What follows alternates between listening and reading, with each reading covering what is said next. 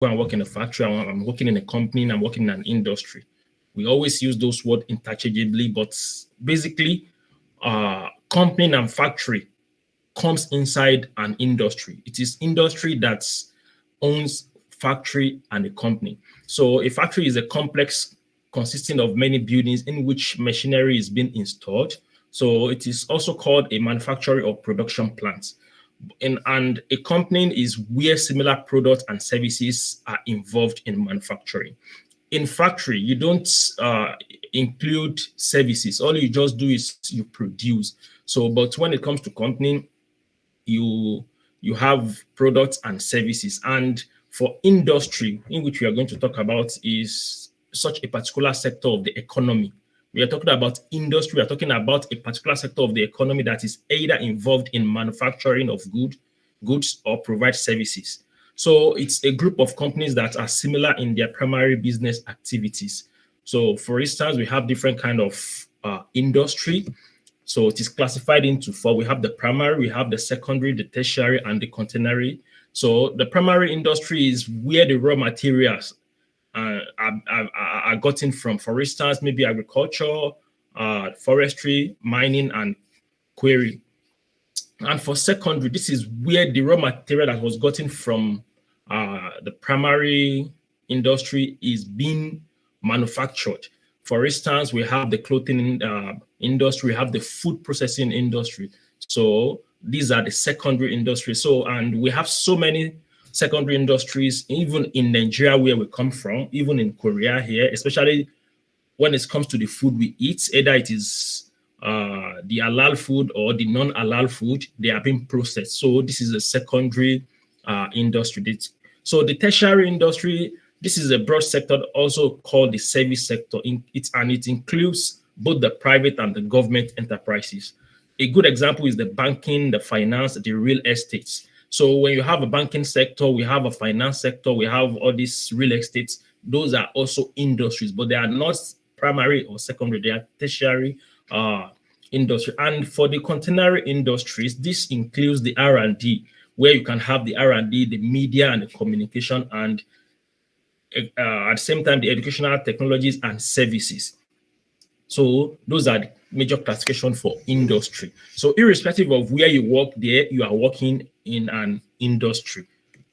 So now to go down to what exactly we are called upon to do today, which is the tips to transitioning. So the first tip I'm going to just share is that we should be prepared because it is going to be a tough journey. So because moving from academia to industry, it is not always easy. That is just the basic truth. So, and it can be much harder than changing fields. For instance, now I changed my field from agricultural engineering while I was in Nigeria to energy field.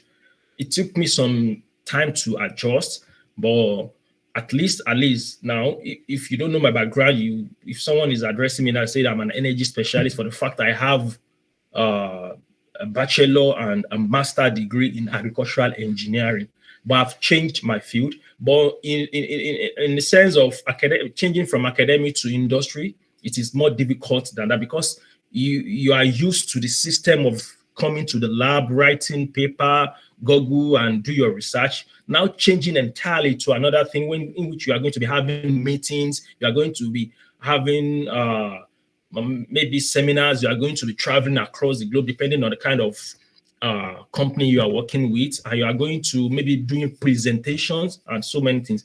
So, and also the longer you stay in academia, so the longer someone stays in academia, the harder it gets when you move. I've seen some people that have used maybe 7 years as a postdoc. So for that person, if that person wants to transition into academia, it might be difficult. And actually, the best time to transition is when you finish your PhD or your master's. Then you just transition straight. Or maybe if you want to transition after a year or two in your postdoc, you can transition. But if you stay longer, and I understand that people that stays longer in maybe for postdoc and the like, it's not as if maybe they wanted to stay longer because that is just what is available at the moment. So also it's a life change, it's a lifestyle change, as well as it can cause discomfort. So discomfort in the sense that you are not used to what you are doing before and you want to start doing different things. So it will take time for you to at least accommodate to your new environment and to acclimatize to it rather. So also it could take much longer than you expect, and you may face some culture shock. Yes, you will face some culture shock because for instance now, when when Abu Masuru called me just maybe some minutes back, I'm used to the word what's it called? Lab. I'm used to the word lab, saying the word lab for so many years. And presently, I am no more in the lab. I'm in the office. So, but now when he called me, he asked me where I am. I said, I'm in the lab. He said, okay, are you with in the lab of what was it called? Abdul Yakub? I said, no, I'm in my office. So this is another shocking because there are some things you are used to that is not going to be the same when you cross over. So on most occasions, I always do that mistake till now. I will even tell my family that I want to go to the lab. For the fact that I'm not more in the lab, I'm in the office. So that is just a typical example. Now imagine now transitioning finally into industry. That is going to be something you are going to be shocked of, and you have to just take it. Then the shock might even come from maybe where you are being transferred to or where you got the job. For instance, now we are in Korea and I got a job in UK and I'm not used to the UK system as well. That could be a cultural shock as well. So you should be prepared and tell yourself it will be tough. That is the first tip. The second tip is try it out before moving. While we are in school now, for instance, we should get involved with industry work. I always tell some people, I was just being fortunate to do my PhD under a professor that is more of industrial driven. So it has really helped me to understand and at least to stand in between academia and industry. So I have been gotten involved ever since when I started my PhD in 2018.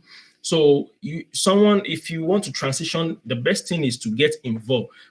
Now, if you notice, you receive money from your professor every month as stipends or salary as the case might be on a particular project. For instance, if someone wants to come over from Nigeria now, said, okay, I'm going to ask the professor if he or she has a project. That particular project, it could be a project that is linked to an industry. I know some of our colleagues there that are working in some projects that are directly linked to an industry. I'm a typical example, and I've seen others as well. So, for instance, now, most of us, we just collect the money. We don't even know. I asked someone one day, do you even know the name of the project you are on? Say, I don't even know. So, and you are just collecting money. In that aspect, maybe your professor always have a meeting with those in the industry, maybe every Saturdays. Try to get involved. It might be difficult because of where we are, because of the language barrier, but at the same time, try to get involved. Try to get involved so that you know what is really happening before you even finish your master's or your PhD, as the case might be. Then you seek opportunities to work on research projects by using real data from industry. For some of us that's in maybe sciences or engineering, as the case might be, or we need data to carry out our analysis. Sometimes we might use some data that are generated, but sometimes we might need to go to an industry. For instance, now let me cite myself as an example. Whenever I want to conduct a data an analysis, maybe I'm going to need solar PV energy output. That means I have to go to a company that is generating electricity through solar PV. Even if the company is not in South Korea, I have to message those companies. So in doing that, they are going to give me their data, their real data, and I'm going to use it for my analysis. I've done that for some cases, and whenever that happens, what you get as a result, you share with them. It's as if maybe you are working for them for free for the fact you know what you are doing. So in doing that, you are preparing yourself towards working in industry. Also, you look for an opportunity to work in or visit the company, just like what I just said now, and you engage with people in the industry directly. So in working with people directly, you are going to have a broad overview of what is happening in industry. Now, you are not bringing your experience as a researcher in the lab. You are not going to now juxtapose and see where you are going to fit in? Or do I actually wanted to cross over to industry, or let me just stay in research? I don't like industry, because you are exposed to it initially. So also try to be part of the industrial-based learning, teaching, and curriculum development. Get involved in so many things. For instance, now, the software that I'm using, Rescreen, I've gotten involved in so many activities that they do, to the extent now that if the software is a Canadian software, if you open that software and you type my name is part of those that was recognized. In fact, I'm the only Nigerian there, if I'm not mistaken, that was recognized as some of the people that came together to develop the software. And I did not even develop any software with them. But at least through my research, I always propose some ideas for them. And through that, they've been able to, because they always do, as software used to be, versions come in every year. So whenever the new version comes in, whenever you propose something for them, they are going to include it. So in doing that, I just stumbled upon it one day. I don't even know what I was looking for in Sanju. And I saw a colleague name that is working in Albania. I said, if this person's name is there, my name will be there. I searched and I got my name there as part of those that they acknowledged. So I just imagine it is because I've gotten involved with them and try to do some of the things that is requested of me. So also get connected with people working in industry and exposed to real industrial business cases. So I'll be citing myself an example. I remembered in 2000. So I liaised with a company in Canada, the company, I was able to convince the company on what I can do. And before I know what is happening, the company is ready to sponsor, not even ready. The company has even paid for my certification course in Canada. He has done everything. Unfortunately, I was unable to because of the COVID. I've even applied for the visa, everything. I have to tell the the organization that they should refund the money back to the company. And what the company wanted to do was that when I come over, I'm going to have a letter of a job offer. Then I'll go out, then I'll apply. And even before that, they have already sponsored me for a certification course that cost around maybe 2,500 Canadian dollars. So this is because I've gotten involved with them. I've been trying to at least propose something to them. It's not, you cannot know everything, but the little you know, try to at least propose to those people. So also make decision about whether you really wanted to move or not. This is something no one can even do for you. You sit back, and before you can do that, you have to at least pass through what I said initially before you can do that. So then another thing is that we have so many kind of industry, like I said. But I would advise us, if you actually wanted to transition, you go for R&D industry, because when you join an R&D company, you are going to be better positioned because it is similar to research where you have before. So joining a company's R&D could lead you on a smoother transition. And although many R&D organizations do much more development than research, but that does not mean. I spoke with someone in San Francisco, maybe last month. He finished his PhD and has gotten a job in San Francisco. So he was telling me the lucrative things he sees when it comes to working in R&D. And he was even advising me. He said, do you want to come to US? I said, if I have the chance, I can come to US. He said, if you are coming to US, if you want to be in academia, no problem. But I have to tell you the truth that since you are coming from academia background before, the best is for you to come to R&D. And we spoke at length, and he gave me so many reasons that I was convinced that, okay, yes, R&D is the best for me because of what I just said now, because it is easier for you. You'll be doing a little bit of research and a little bit of, production. So the R&D department still operates in an academic-like style, like I said. So you can avoid big cultural shock by joining R&D, and often find people just like you who transferred from academia to industry, just like the guy I said that works in a company in San Francisco. Now, another tip is that you look for a mentor. So in doing this, find someone who has done the transition before and seek advice. like that guy that I just mentioned now. Even if the person doesn't work in the same field as yours, yes, he doesn't even work in my field. He's working in nano what's it called, nanotechnology. But at the same time, he was able to give me some advice on what to do if I want to transition and this and that. So their experience still will be very relevant and helpful. Like I said earlier, the experience was so awesome, and at least I learned so many things from him. They will be able to also guide you on what you should do and how you should do them. Yes, that is the fact. Is at least if you have a mentor, the mentor might be someone that you are even older than. That does not mean you know what you want, and you actually know what you want to get from that person. And if you can find someone that's actually work in your field, especially someone you already know and trust, then that will be the best for you, because that person will be able to tell you, you need to do this course, you need to do this, you need to do that. So it will be easier for that person to tell you, come, I have the same problem when I wanted to join. This is what I did. This is what I was told to do. So please, kindly do it.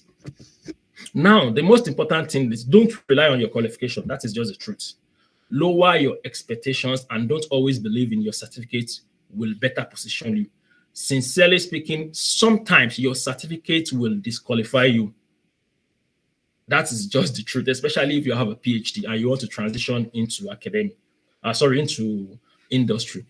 So you might be disqualified for being overqualified because outrightly, maybe they need a master's and you are coming with a PhD, even if you have the requested experience, but because the boss has a BSc, and he'll be looking at you coming with the PhD, you understand this inferiority complex. It doesn't just happen to we blacks alone. It happens to everybody.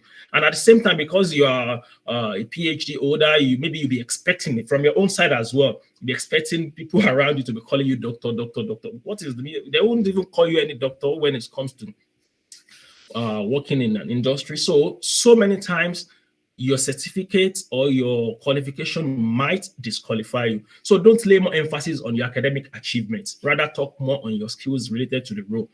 Sometimes when I'm talking with captains of industries, especially on LinkedIn, I always try to make sure I don't even talk about my PhD qualification, but I talk about the experience I've gathered through the process. Because whether we like it or not, PhD, the 3 years or the 4 years you spent as a PhD student transitioning to candidate, it is work experience, which is very vital. So if maybe you see a job that is a 5 years work experience and you spend 3 years on your PhD, you have already gotten 3 years work experience because PhD is actually a work.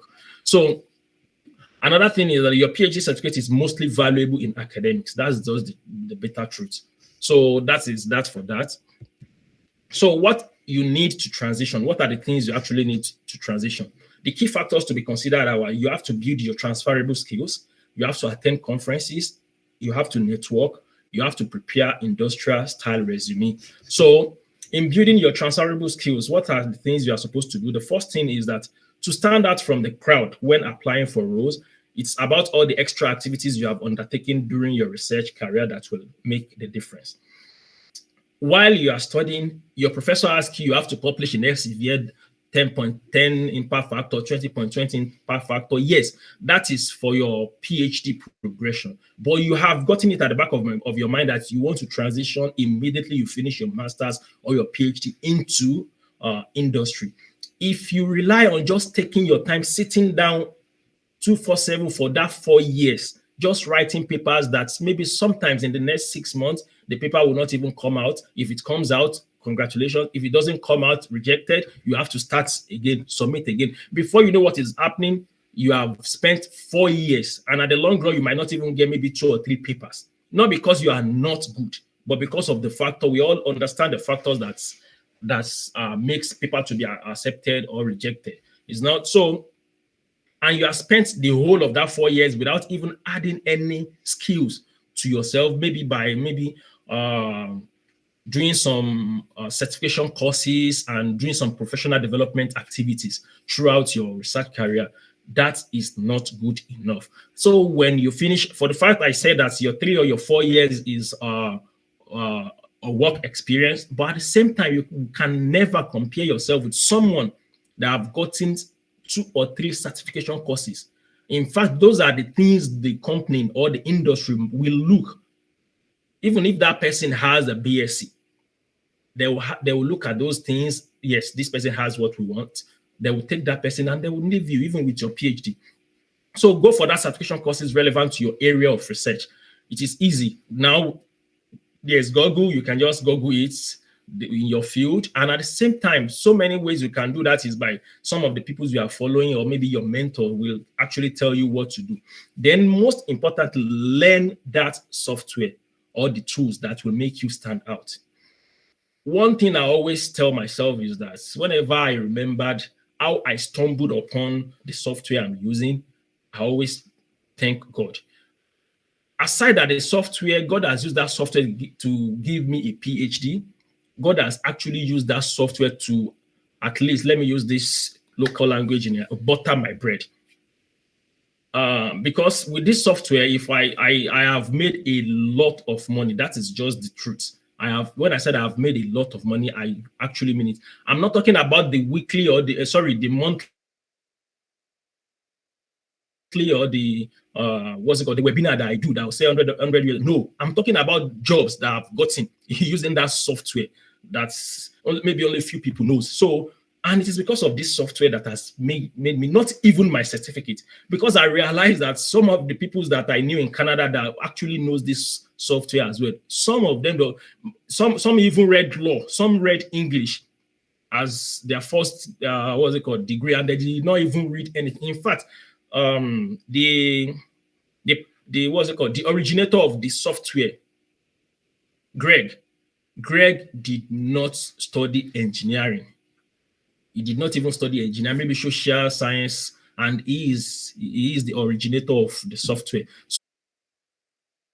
Software that you know that is going to at least stand you out. You can learn as much as you can, and if your head cannot take more, maybe it's just 1 or 2 software, just learn and know. And at the same time, part of the transferable skills I'm going to talk about is that you have to go for that permanent residence. For instance, now I want a job in Canada, and I know that it is not possible for me to get. It is possible. It might. Now it is possible now.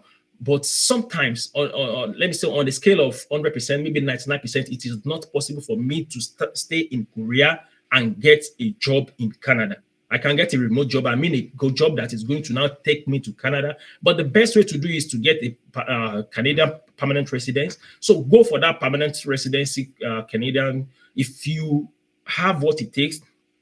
If you want to face UK, you get your indefinite leave of stay, which is also known as PR. But in UK they call it ILS, indefinite leave of stay.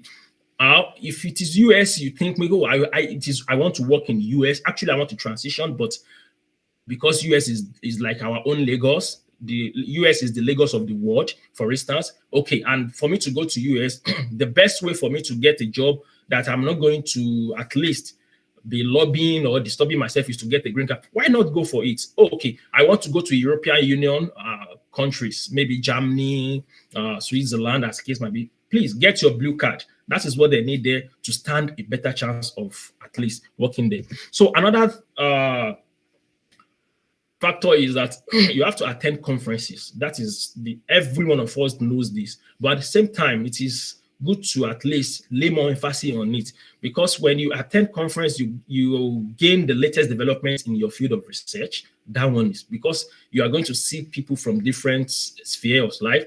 They come with their ideas. In fact, you realize that your own idea that you think you know is even different from their own, and they are going to learn from you as well. So another thing is that you go to conference because you present your research findings that can be pitched to any company. One thing personally, I always tell people that if they ask me to choose between publishing a conference paper and a journal paper, I would prefer to choose a conference paper, because the reason is simple. I'm thinking because maybe I want to transition into industry. And in doing that, the best way for you to do that is to take your idea to a conference. For instance, Brazil, maybe there is a conference, an energy smart energy conference in 2024. My paper was accepted. I went there to present. You realize that 50% of those that will come to that conference, if it is a genuine conference or a well-recognized conference, are captains of industries. They are not even researchers. They are captains of industry, and they'll just sit down quietly listening to what you are presenting.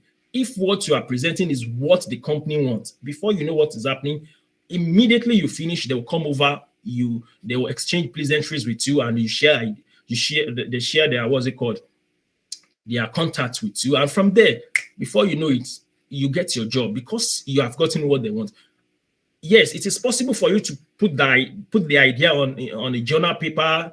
Well, maybe in our own field now, the most recognized is what's it called? Renewable and Sustainable Energy Review, and it got accepted there. But how many of these captain of industries will now take their time reading journal paper? So it is good to go to conferences than maybe putting your write-up in what's it called, journal paper. I believe most of us will not misunderstand me on this. I'm talking of if actually you want to transition into the industry. But if you want to remain in academia, please publish more of journal paper and conference as well. So you go there as well to sell yourself to the company. I've said that needs a solution to that problem. Also, to secure a job opportunity by having direct contact with the company CEO. You'll be surprised that some of the people who just sit with the black suit or maybe any color, any type of suit. But some of them are captains of industry that even if you send a message to them, maybe through email or LinkedIn, they will not respond. But they are there looking at what you are presenting. And immediately you see them, or maybe you have recognized them, it will be easier for you to even move closer to them, share your ideas with them. Even if they don't come to you, you are free to go to them. So that is another thing. Then the third one is the networking. So, and the best networking platform is LinkedIn. I don't think there is any, any doubt about that. And you have to maximize the opportunity by posting some relevant information in your field. Let me set another example. 2 years ago, yes, to be precise,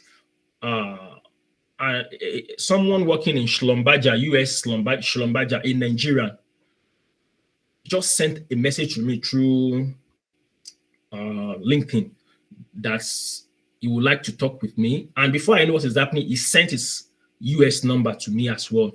So immediately, I went back to check his profile. I said, this person is in US, working with Schlumberger. So, and I added him up on my phone, and we started chatting.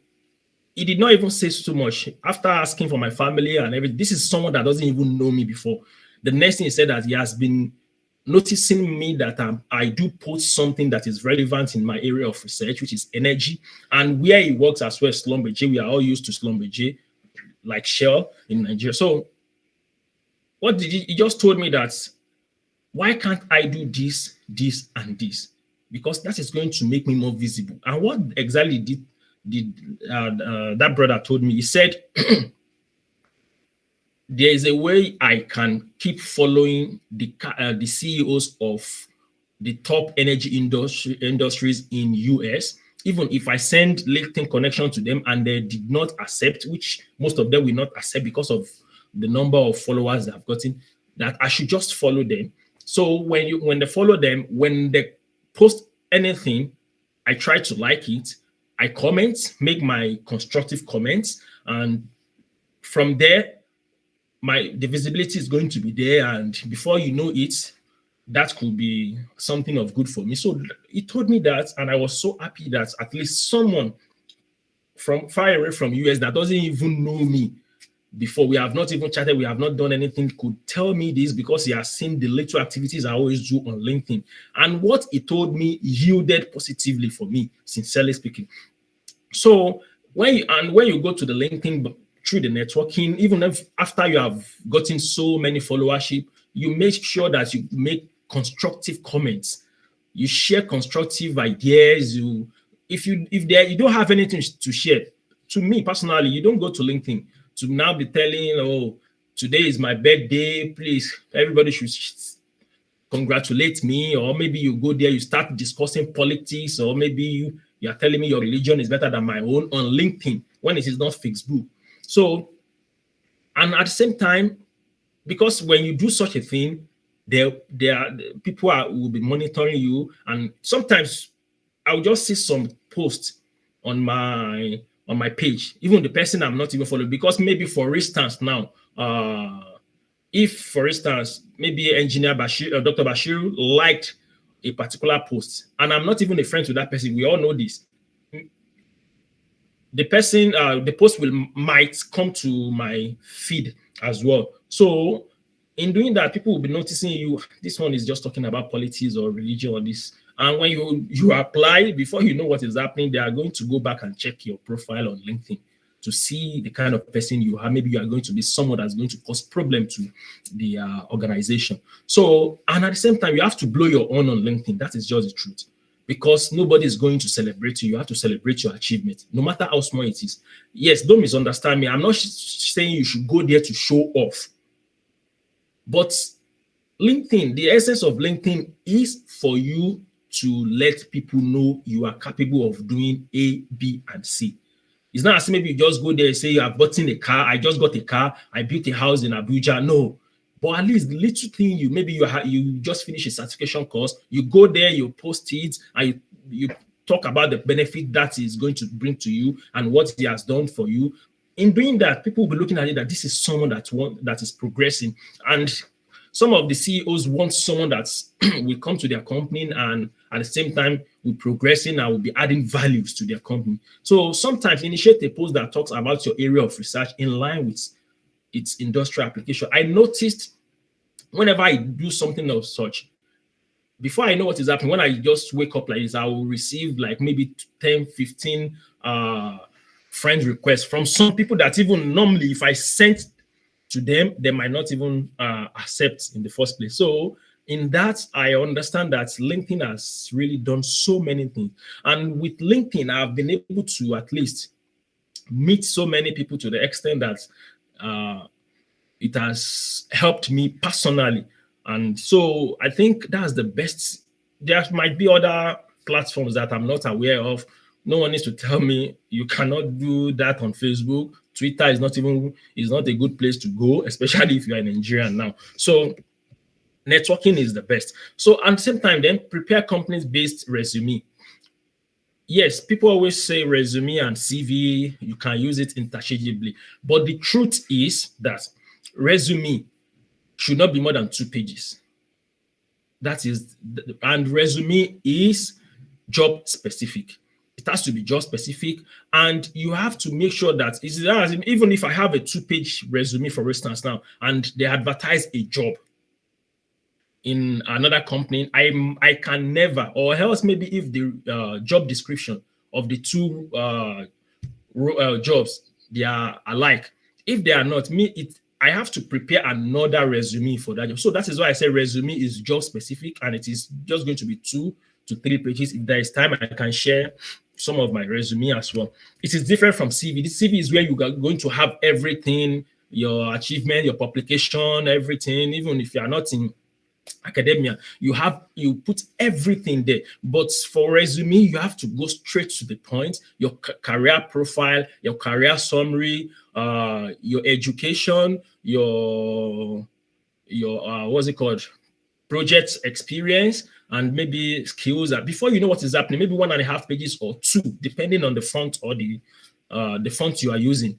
So, and kindly know that each country has its resume formats, so you have to follow that judiciously. It is easy to know. Some country you have to put your passport there. So some country they don't want the passport. So you have to know what is good in a country before you apply. So if you have a job in Germany and you want to apply for that job in Germany, you first and foremost go and look at how German resume looks like. That is what you are going to use in doing your own resume.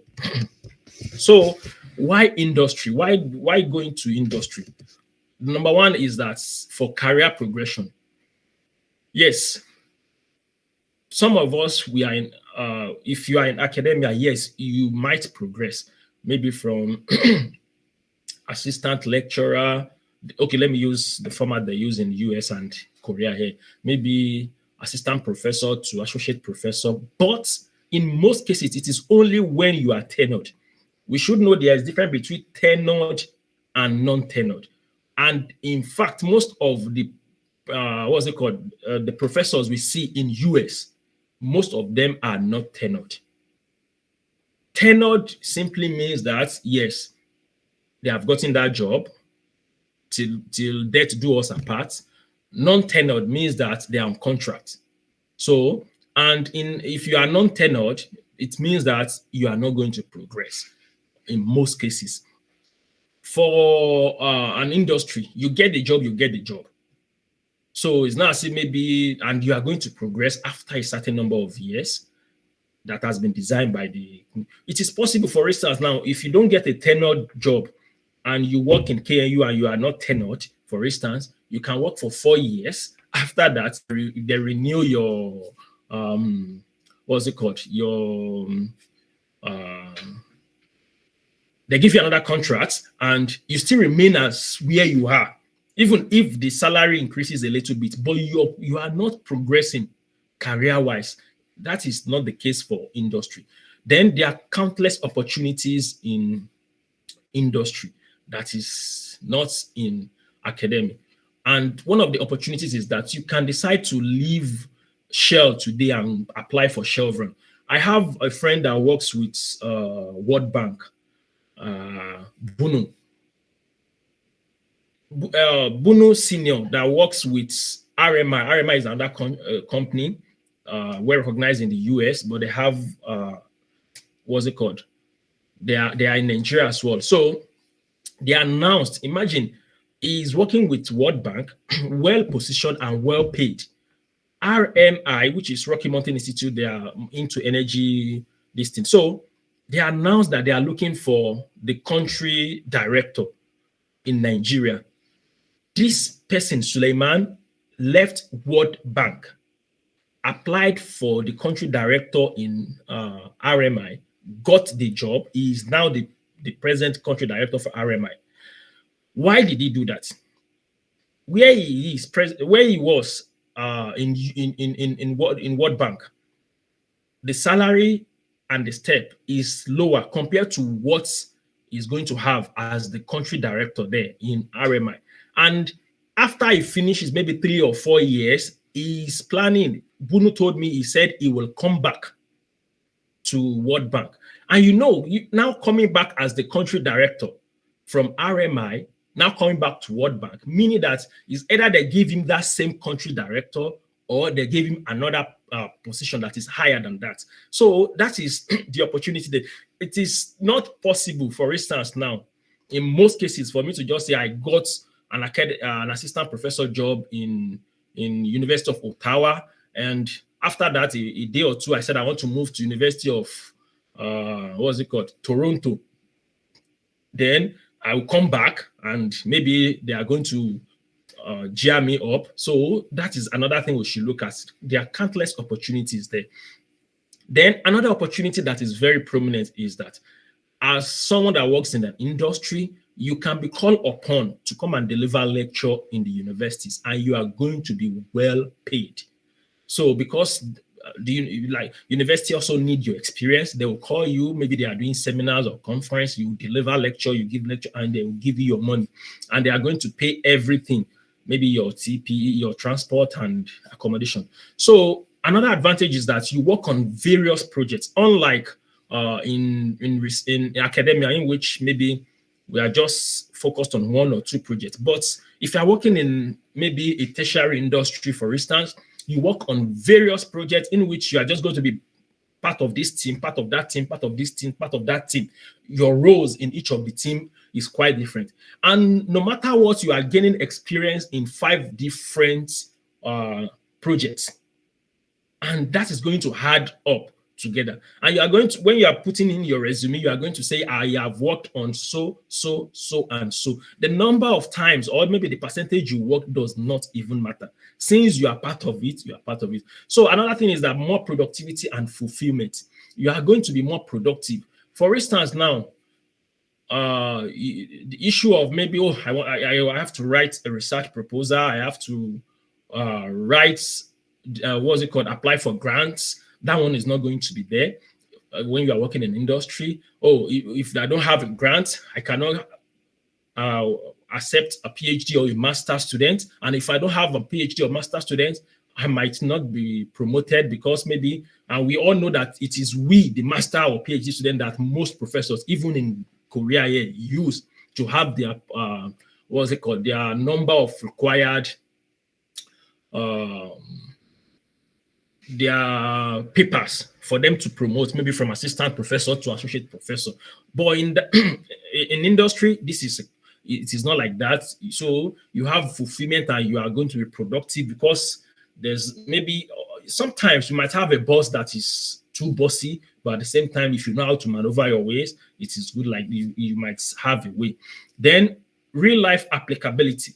For instance, now if you are working in a project and all you have to do is just go into the lab and start titrating. For instance, every time you titrate, you get some results, you do this. But when you are in industry, you see what exactly is that titrating used for. So you have the sense of belonging that, yes, in fact, you want to do much. It's one of the things that guy that works in San Francisco told me, that anytime they finish a research and they want to produce what they did, that is when they always feel like, yes, I'm working, because what they did, they are going to now at least maybe a prototype to see how that thing works. So imagine that kind of thing. So like I've already said, that no grant or research fund commitment. Then lucrative salary. I have never seen in the world, I've never seen a professor job that is going to tell you, aside your salary, this is the amount of salary that is going to be given to your wife and your kids. But in industry, there are some industries in which, aside your own lucrative salary, your wife will be paid. Your kids will go to school, international school, and there's an amount that is going to be given to them every month. They might it could be yearly, but at least every month for their schooling. So we cannot, it is not even comparable. That is what I try to at least look at it. Sometimes you see some jobs in maybe the United States of America, they will tell you $75,000 per annum. And they need someone that has a BSc. And if you get an assistant professor job in the United States of America, the highest you could earn is $120,000 per annum, which is $10,000. So now imagine I've seen a job in which the salary is above $150,000, and they don't even request maybe you have a BSc, a master's or a PhD, just BSc with number of years of experience. So it is very lucrative. And another thing is that your country will recognize you more. There are so many professors like you back home. But imagine now, Dr. Okonjo Iweala, where she is now. Imagine Dr. Adesina, where he is. Can you compare Dr. Adesina for the fact he has a PhD maybe in agri-economics compared to another professor or another senior lecturer at the University of Ibadan, for instance? Now, they are not even comparable. So your country will recognize you more, and there are chances that if there's any other opportunity, they will nominate you because you have gotten that exposure and experience compared to just another person that is a local champion. Let me use that word in Nigeria. So that is some of the reasons why industry is much more better than academia. So in conclusion, transitioning to industry can make or mar you. So you have to know what you actually want. Do you want to really transition? If you want to transition, where you are presently, are you going because of the salary? Are you going because you are not fulfilled? So those are the things you have to put into consideration. Are you going, for instance, now, are you going to a country that you are going to be recognized or you are not going to be accepted? So you shouldn't go to where you are not needed. This is not even about the country, it is about the job. Because sometimes we all know that racism is everywhere now. And in fact, within ourselves in Nigeria, we just don't call it racism. We call it tribal and ethnicity bigotism. So it is there. You have to at least do your due diligence before taking up an offer. And at the same time, you should know at the back of your mind that if you apply and you are not taken, it is not as if maybe you are not good. Most of these jobs, just like where we are, this is someone, a professor in University of Ottawa told me. He said, I have to tell you this, I got my job because I am a female. She said that, oh, her. He said, I knew, it's not maybe I'm not deserving it, but at the same time, being a female give me an edge over. I have another friend of mine that works in the United States of America as a professor. He told me, as at the time he was doing his PhD, the professor got interest in him. The professor told him, you are going to work with us in this university. And this person said, he told me, he said, Doctor, I know the number of publications that I have.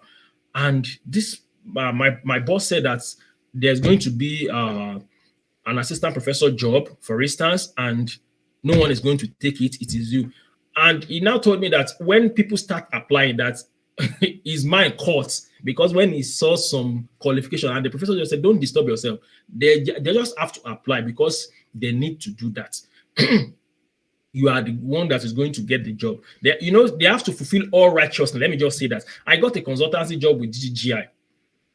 This job, we started this job in February.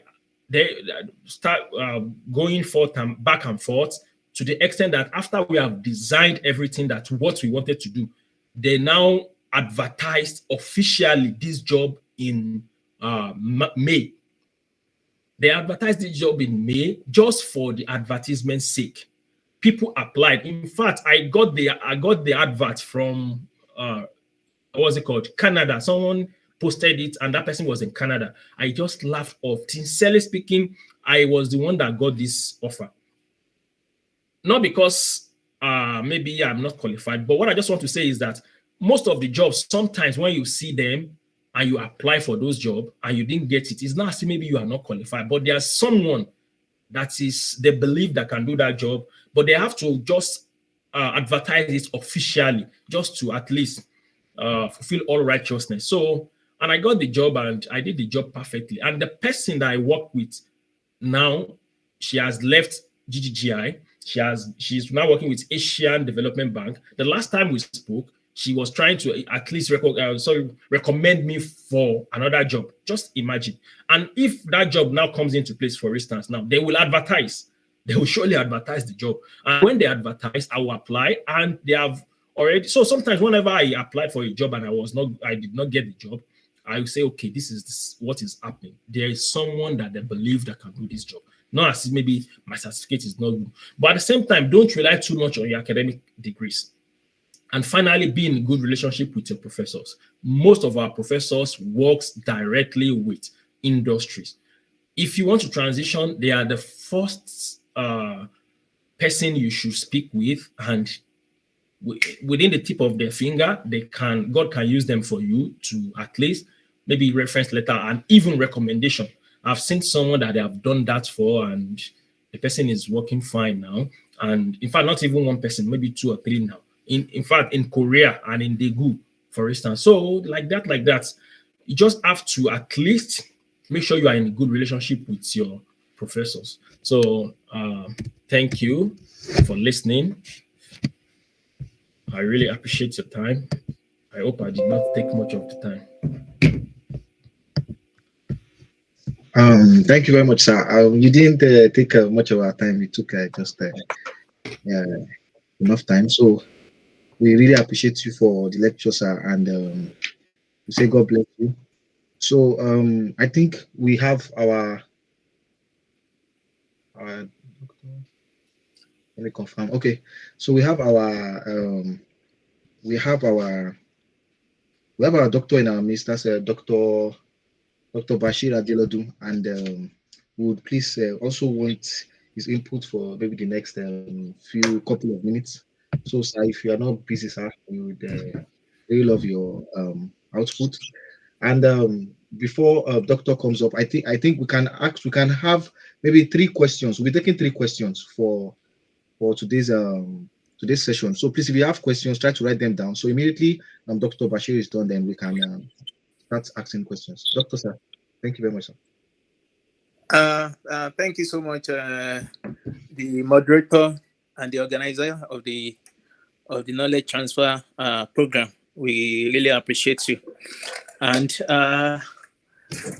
the doctor that took us through the process, he has really done excellently well. Except we want to deceive ourselves. There are so many things that we are actually hidden before, but with his presentation, he has designed all those gray areas for us to learn one or two things. I don't have much things to add because he has already said what we actually need to know regarding the transition from academic to industry.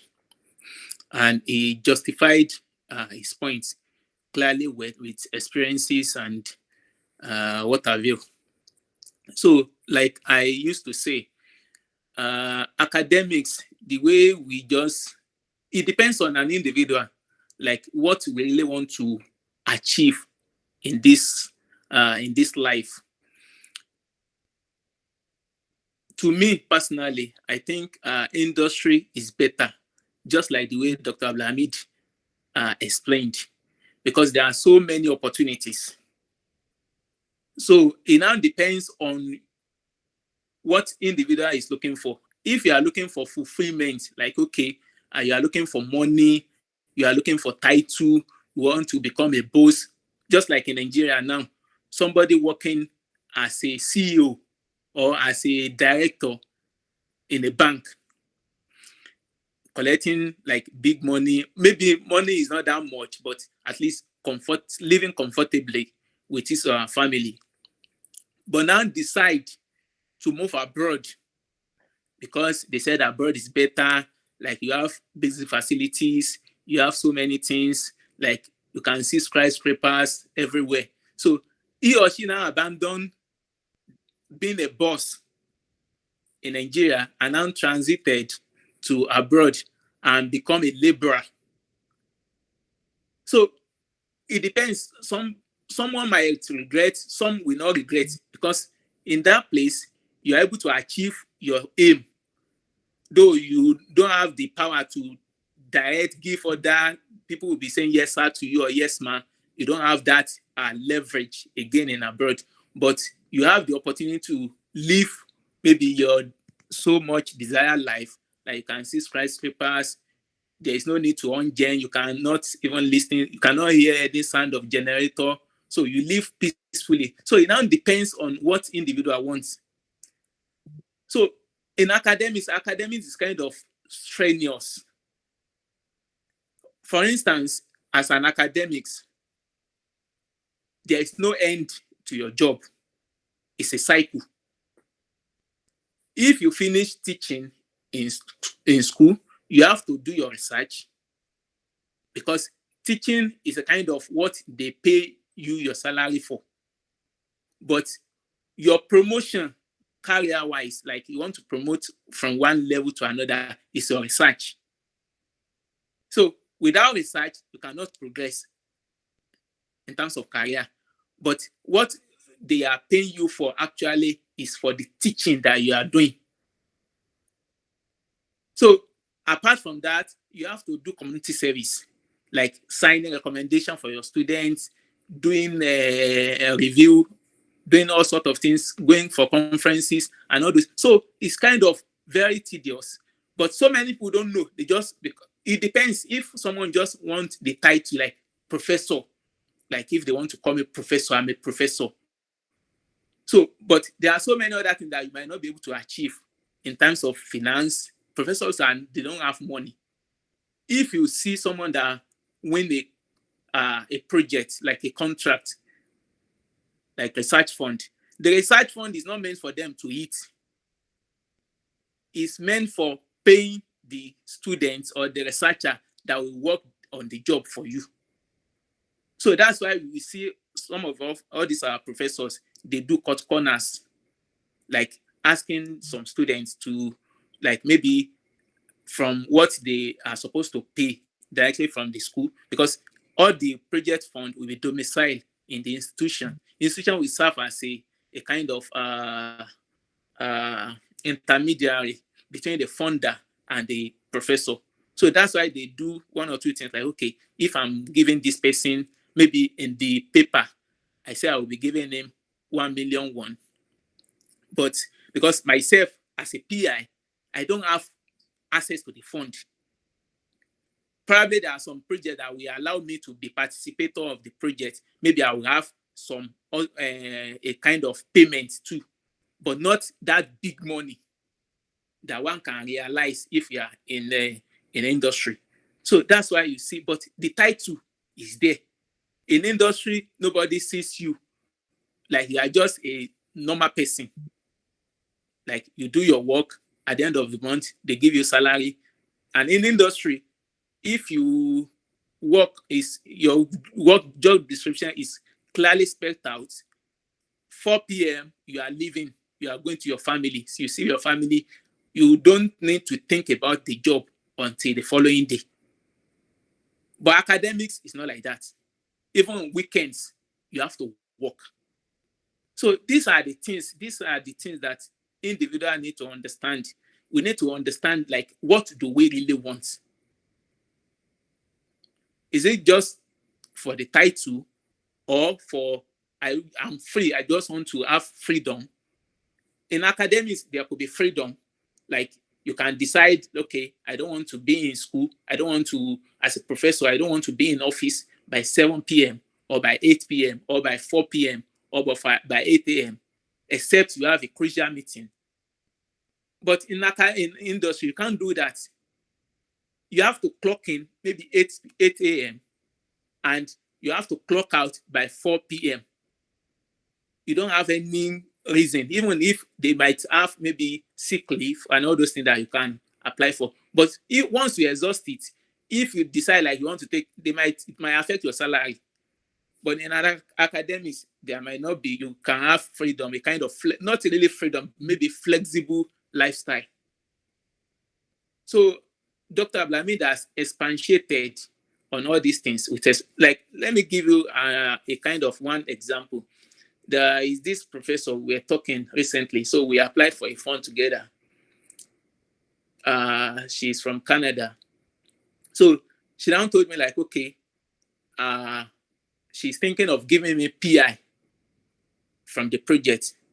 So I now said, PI, okay. She now said, but if she's giving me a PI, since I'm a tenured academic, that means I'm not going to get any money from the project. The money will be meant for my students that will work for me on the project.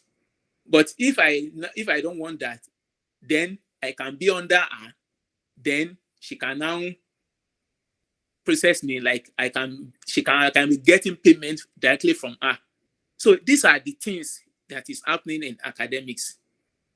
So as an individual, we need to decide, but sometimes it's all about survival. Not even, I used to say it, we should think about survival first. Then if you have now survived, then you can now say, okay, I want this. It's just like somebody that has not seen food to eat, somebody that is looking for a job. You need to be flexible, anything that comes. So, and for that one to happen, that means you have to prepare, whether academics, whether industry, just have prepare everything that they need, either in academics or industry, have it on ground, so that anything that comes in, you grab it, because it's all about survival first. Someone that has not eaten and he's saying he wants chicken or he doesn't want beef, his own offer, that is in Kano that he wants. So it's when you have eaten belly full that you can now think, okay, you can now be saying, okay, this is what I want, this is what I want. So for now, at our level, I say maybe mid-career level, or those of us that we don't even have career yet, we should prepare for eventuality. If it is industry that comes, we should prepare ahead and grab it. If it is academics that come, we should prepare ahead and grab it. Even if it is entrepreneur, you want to become boss of your own. Even if you are working in industry, you are working in academics, you cannot be rich. If it is that richness that you desire in life, like you want to become rich, then either of the two cannot grant you that. As long as somebody is giving you monthly salary, no matter what it is. I could remember, let me buttress on the point that Dr. AbdulHameed said regarding Okonjo-Iweala. That time when they gave her the Minister of Finance in Nigeria. So later, people were now castigating her like instead of her to assist Nigeria, she was demanding the currency in dollar. She now said, people don't really understand, like, she's coming from USA. Where she was coming from, she asked mortgage to pay. And the mortgage comes in dollars. Now that she will be working as Minister of Finance, she was still and leaving the road that she was working, the job that she was working in the USA before. That means she will not be able to pay her mortgage from that industry or company that she was working for in the US again. So she will need to pay the mortgage from as a current Minister of Finance. And converting Naira was not stable at that time. So now if you now agree to be collecting that money, that salary with Naira, so what will happen to her mortgage? So to tell you that even as at that time, she cannot call herself as a rich woman. So once you are getting payment, you are allowing somebody to give you money at the end of the month, you can never be a rich man, except politician. Of course, maybe Nigerian politician or maybe anywhere, I don't know. So we need to decide on what we want. If we want to become rich man, then industry, academics is not your way. Just look for entrepreneur. That one too, it has its own downside. Nothing is sure in this life. Even the only thing that is very sure, very certain is death. Any other thing is probability. So that I will not waste much of our time. So once again, may God Almighty bless Dr. AbdulHameed for us, for what he has done regarding this, the topic that he has been able to do justice to. And the organizing committee too, I appreciate them once again for the excellent job they have been doing. Thank you, sir. Thank you very much, Doctor. God bless you, sir. So if we have anybody with questions, please, we want to take, because of our time, we will take just 3 questions. So our doctor is a very busy man, and it's not just doctor that will be answering us. So we have a lot of elders in the house. So if we have any questions, you can just wave your hand. I think there's this raise hand icon just down at the bottom of our screen. So you can raise up your hand and then we'll unmute your mic and ask the question. So anybody with questions, anybody. So we're taking anybody. Okay, Engineer Ismail is waving his hands. I think you can go first. You can unmute your mic, sir. Engineer Ismail Adigun.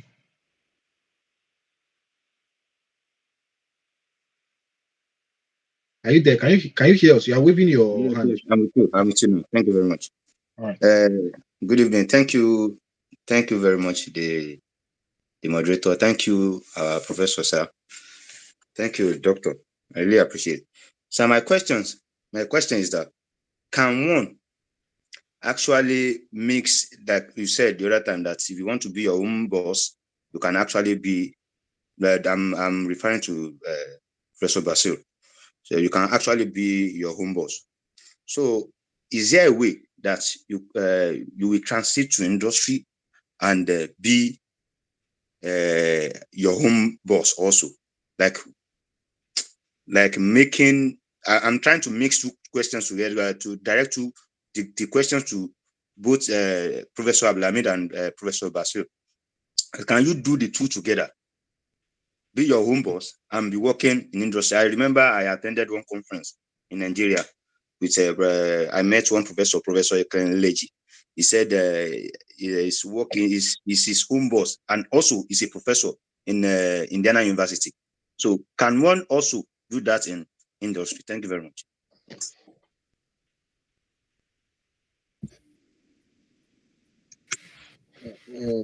Dr. Bashir, sir.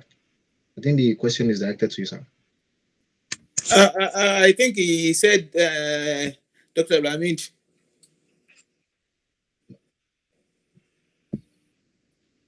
Anyone can answer it. Okay, let me just answer from my little experience. Yes, you can be your boss, and you can work in the industry, and at the same time you can be your own boss. I will make another example of some of the entrepreneurs that I have worked with in Canada. Some of them works with some companies or industry, as the case might be. From there, they are, when it's like maybe you are working in the academia as well. When you work with a particular industry, you are not just being paid, you are gaining experience. You are adding values to them, and at the same time, you are learning one or two things from them. So in doing that, you can be geared up by setting up your own company from what you have learned or something similar, especially consultancy. That is the best thing most people does now. Even the professors does that, especially some professors in Canada. They will not only have a consultancy company, some even have a company of their own. So they are working as lecturer, and at the same time they are working as an industrialist. So working as an industrialist, working for someone or a company, you can establish your own company. For the fact it's not going to interfere with what you are expected, what the company is expected of you on a daily basis. So, but if I should advise, the best company you can have if you are working under someone is to have a consultancy company, because you have learned so many things from where you are working and where you are coming from. You can now translate that to be consulting for people. So in doing that, you at least the sky is the beginning. Let me just say that. So it is possible. Thank you.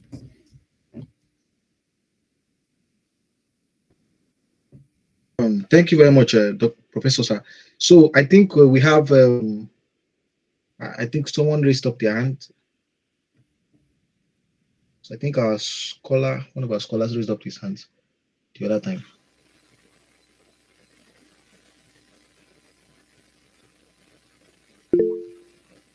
Okay, I put it down. Okay, Dr. Basha.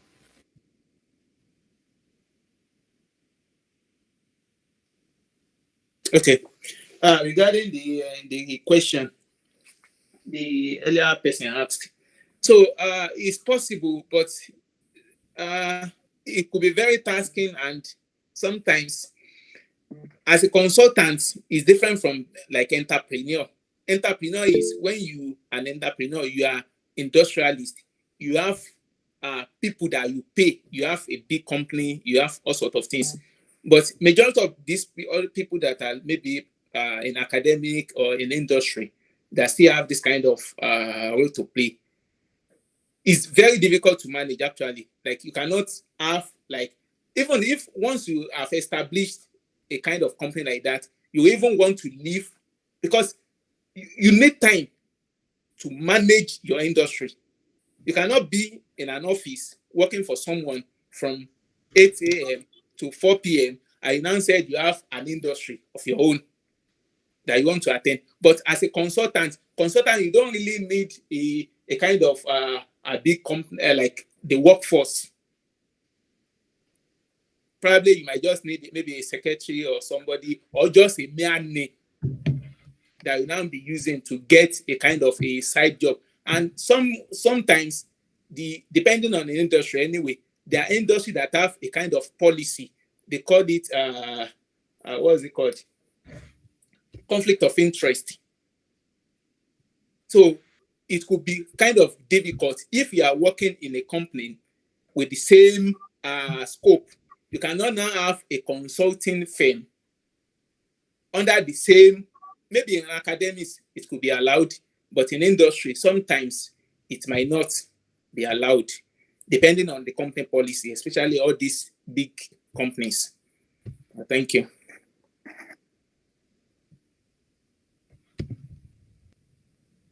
Thank you very much, sir. I think Engineer Yahya Abdullah is raising up their hand. His hand. Okay. The floor is yours, sir. Okay. Thank you so much, the moderator and our guest speakers. You've done a lot of justice to the topic of discussion.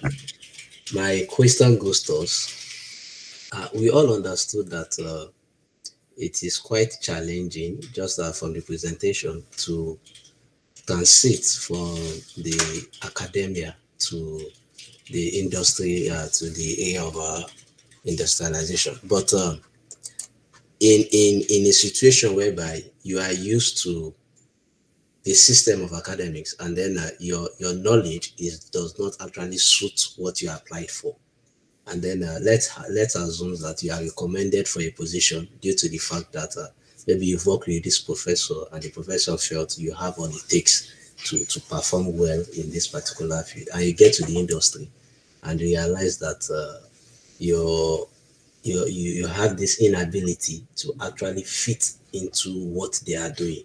What is the best advice in such situation? Thank you.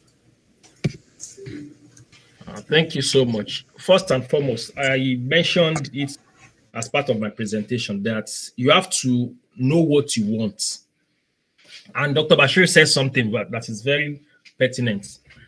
Like most of us, the junior and the mid-career level, what we want now is survivor.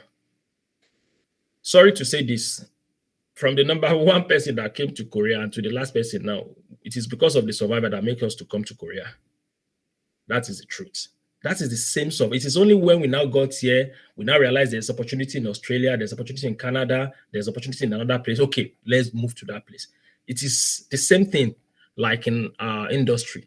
When your professor asks you to maybe join a company because it has that influence, and you know that you don't have a flair for industry, the best thing is to decline. But if there's no other job at hand, the best is to take it. Now, to come back to your question that you might not perform, sincerely speaking, you are going to perform. There's one thing they call on the job training. Whenever you have a job in a company or in an industry, they are going to train you on that job.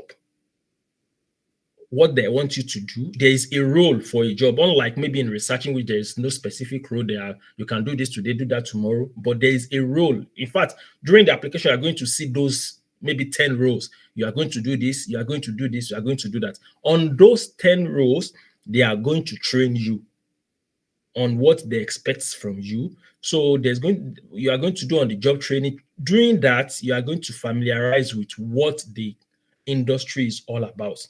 Now, for instance, as an energy analyst, if I got a job in an energy auditing firm, for the fact I have a background in energy auditing, that does not mean I'm going to just go into that company and start working with them. I have to follow what they are doing there, and I have to learn from those people that are there already. So I have to be trained on how they are doing their things. So, but because I have the general knowledge of energy auditing, does not mean maybe I'm going to now just start working immediately.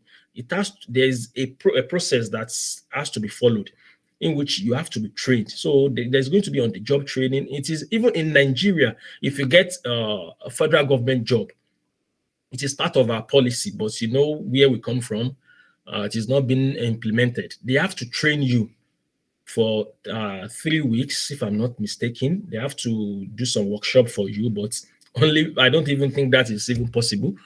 So there's going to be on the job training. After that, you can now start working on the job. But if you don't like the job, you can quit the job. But that you are not going to perform on that job. No, you will perform. If you can, what's it called? Go through the rigorous stress of research, be it master's or PhD, you are going to perform. Like I said, and doctor has even emphasized, said something similar. There is more flexibility in academics, yes, but at the same time in industry, your 4 is your 4, your 8 is your 8, your closing time is 3, for instance, you close. And now there's even work, what's it called, remote job. No, not even remote job, sorry, work from home, in which most companies now, for instance, if you are not in the production department, you can even work from home with your system and everything. So you are going to perform. Thank you.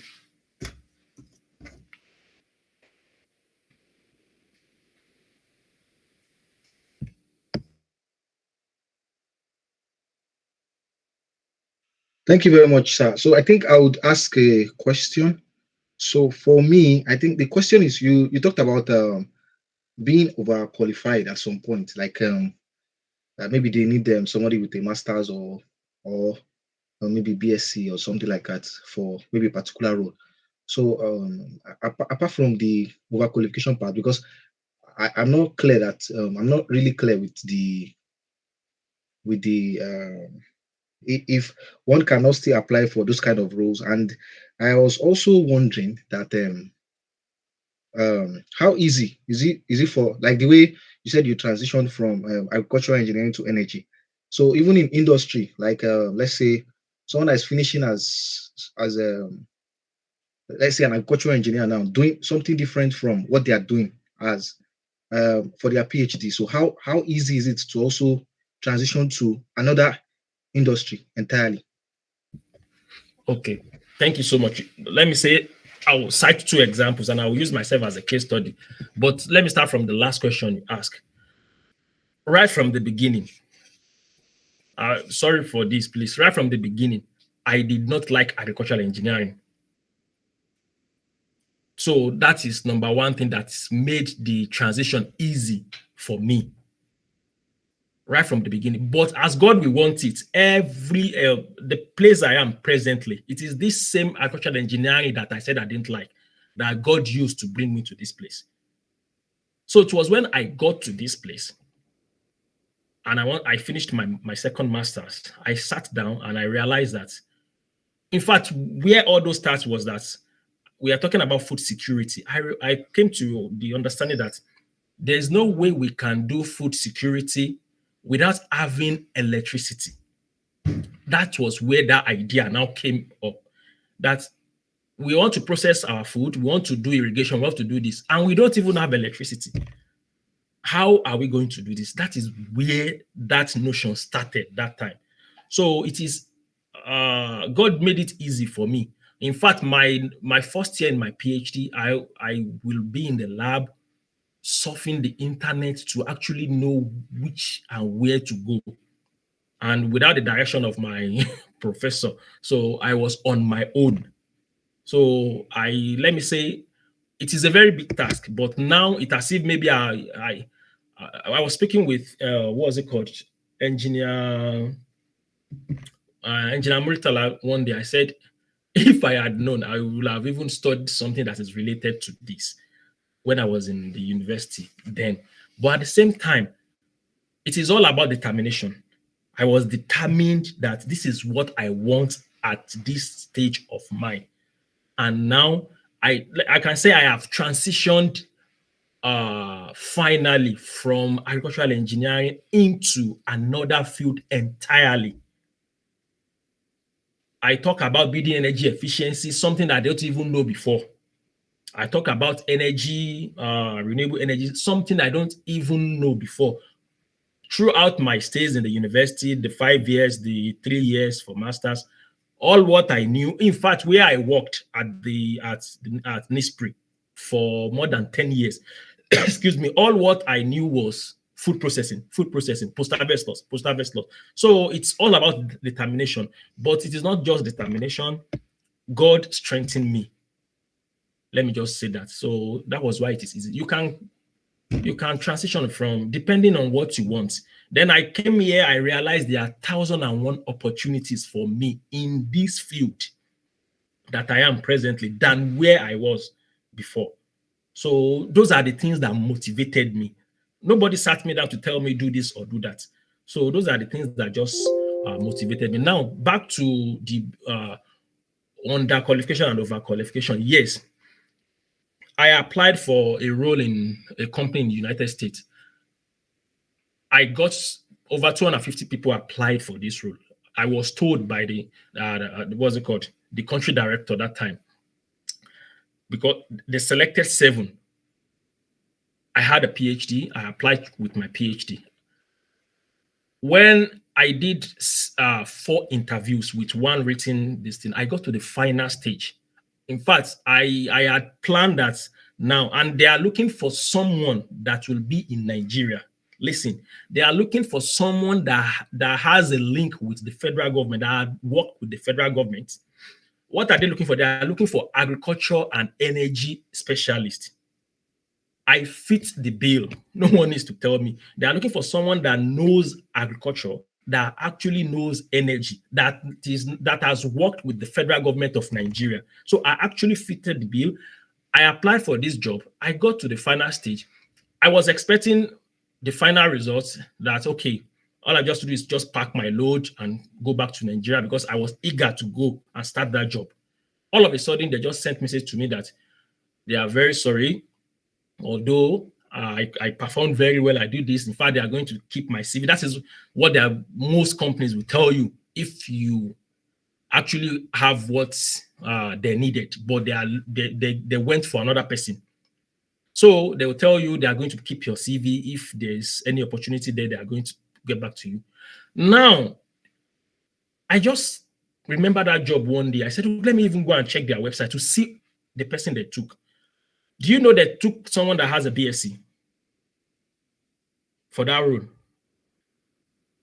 They took the person, they took that Nigerian, and he has a BSc.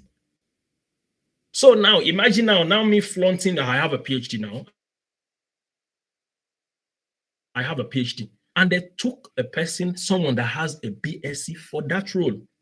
I can say during the course of interview, I realized that all the people that are there, they don't have masters, because you are going to select those that are going to do interview for you. And in doing that, their profile will drop. You read about them.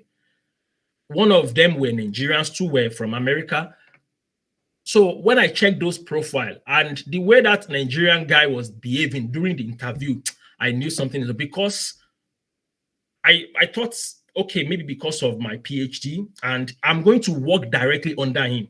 I want you to understand this. I will work directly under him if I had gotten that job. So, and he was not comfortable that day. In fact, it was the Oyinbos that was telling him, ask question. He said, no, I don't have a question. He was even taking his face back. I was just smiling, but I knew something was wrong that day. So imagine me getting that job, doctor, and he just has BSc. So you understand that inferiority complex, and we are both Nigeria. And I was going to, if I got that job, I would have been under him directly. You should understand what he might think. In fact, I might also think like that as well. Anyone will think like that. That maybe a professor is going to be under me, for instance. So that is that. Sometimes just last month, I spoke with a lady friend of mine. He just got a job in the United States. So we had an interview together. And he told me, that Abdul, I said, yes, you have the qualification, you have everything to work with us, but silent on your PhD. I said, I know. He told me, she told me, that I should always silent on my PhD. I said, I know, but there's no way I can silent on it because I have to put it as part of my qualification whenever I'm drafting my resume. So I'm not trying to say maybe the PhD has not allowed me to get a job. No, but what I'm just trying to say is that you should know how to balance, especially when you want to transition into industry. If there is possible when you just put it, whenever you are addressing, or maybe you've been interviewed, silence totally on that PhD. Then on the last thing, there was a company, GGGI, just said that I got a consultancy job with them 2021/2022. I have applied for some roles with my PhD in that company. They will not even reply. They will not even respond. Sorry. I just got to lab that day. I sat down. I said, this is an opportunity. Do you know what they are looking for? They are looking for an intern. I know I mentioned it as apply for that intern. They are looking for an intern. And I saw the qualification. They are looking for an intern that's going to work on a building energy efficiency project that they have in Korea and Cambodia. I said, and I'm going to put in for this. Me that I've put in for some jobs in there, I said I'm going to put in. I put in for that role. Before I know it, after maybe a week or 2 or 3, I don't remember, they called me for an interview. I was interviewed by the 2 key people that I'm going to work with. Fortunately, the first person, an American, now an Australian, said he has worked with Nigerians, and fortunately, those people that I work with, they are very good. To cut a long story short, I did that interview for an intern, $500 per month. And I knew why I did that. So they interviewed me. They asked about what I'm going to do, what they actually wanted from me. It is a remote job. I talked. They said, but you have a PhD. I said, yes, I have a PhD, but that doesn't mean I want to learn. I want to do this. I brought myself back. After some days, I received a rejection from them. Immediately they sent that rejection, I received another email. No, the same email. The first paragraph was the rejection. The second one said, do you know why? They said, we are sorry, we cannot offer you this intern job position because you are overqualified. However, are you interested in consulting with us? I just called my friend Kiga. I said, CEO, you don't come, you understand? And normally, if I should apply for that consultancy job, normally, I might not get it. So sometimes you have to lower your wing to get to where you are going to. Sincerely speaking, that job, I got $8,000 from that job.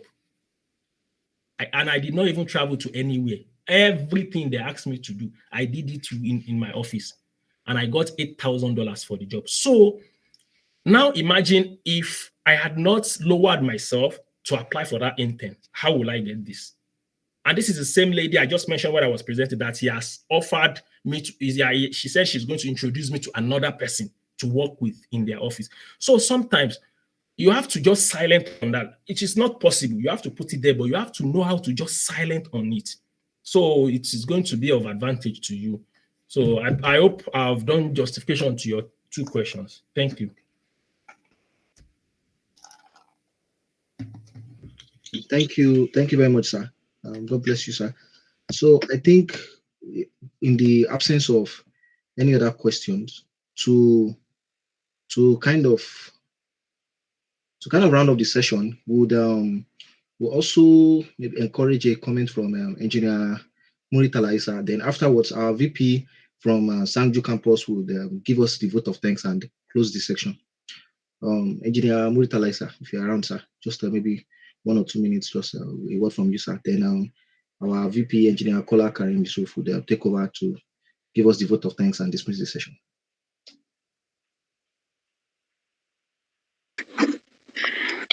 Yeah, good evening, everyone.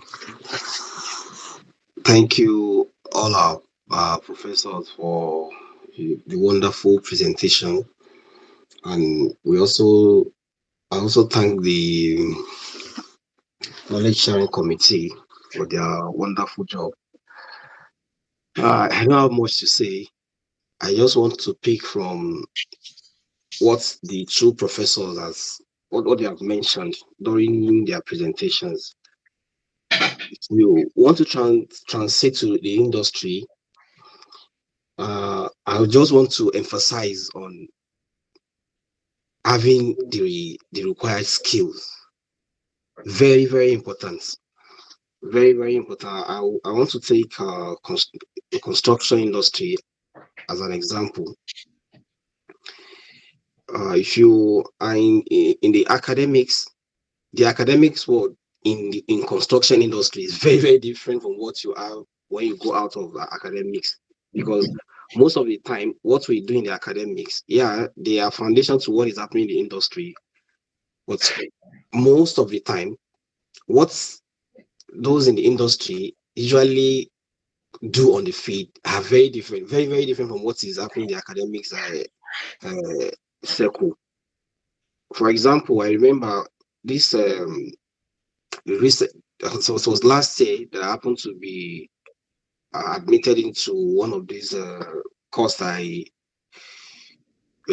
attended as a course that's bridges between the academics and the industry. And one of our lecturers was then telling us that it's very, very important, especially for the construction industry, that is always down when it comes to adopting digital technologies, artificial intelligence. That's if you really need to meet up with what is happening in the industry as a construction engineering student or construction management student, either PhD, BSc, you need to have at least one of those digital tools or one of the digital skills to be able to transit. For example, we know of metaverse. Metaverse was it's a technology that was developed by Facebook. It's now being applied in the construction industry for virtual meetings. In fact, the industry, the company that's sponsored the program that we attended, they got a $4.2 billion project with the Saudi Arabia government offering them what virtual consultancy using metaverse. So what I'm trying to just say in a nutshell is that it be it in construction industry, construction management, or any field that we are, we should try to look for the emerging technology tools that are used in the industry and try to acquire any of those skill in order to boost your opportunity when you are seeking for a job.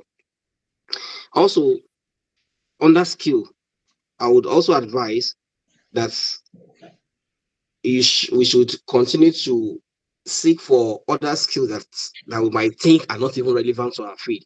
For example, someone that knows how to do design, other like there is a graphics design, front end design. I know people that got job not for their qualification that they have, but for the secondary skill that they possess. So as an agric engineer, it's never a problem for you to know how to do web design. I was just looking at a job posting by a construction management company called Amin Global in Korea here. They needed a civil engineer that knows how to use HTML and CSS, JavaScript, or a construction management engineer that knows how to use all of those, that has those skills relating to JavaScript. He is going to be among those people that will be working in the digital transformation of the company, majorly designing front-end applications for the company. So, and as our professor has rightly said, as you already know that you want to transit to the industry, do not waste your time. Do not waste your time. Every 5 minutes that you have, you need to watch YouTube video that can help you, or enroll on Udemy or other online courses that can help you immediately after your graduation. You know, you get, as you do your research, you already know at least 3 hours in a week. I know I need to know this software. You take your time, be disciplined, follow your time, and before you know it, you are getting your degree with one hand, and at the same time you are arming yourself with skills that are required in the industry, because you don't even know which of these things that will propel you among your colleagues when you are seeking for a position. I remember during that same program, I never ever thought I was going to be announced as the best designer of that competition. We were 50 selected all over Korea, and I happen to be the only foreign guy among them. I do not speak their language well. I struggle to pass my online courses. I knew I struggled very, very well to pass my online courses. Struggle to attend the physical classes to be able to even flow with them. But at the end of the day, I know when I have time, I watch YouTube video on graphic design, and anything I watch, I try the next day to do the design on my own. And while doing the design, I try to put my own little bit of idea and put it up. When they were calling the best online performer, my name was not there. The best physical class, this thing, my name was not on the list. And my group, our video became the best video because I do, what is it called? This video editing just for play. Our video became the best video, and this video gave us $5,000, the three of us. $5,000, the three of us. And my own solo prize won't be $200.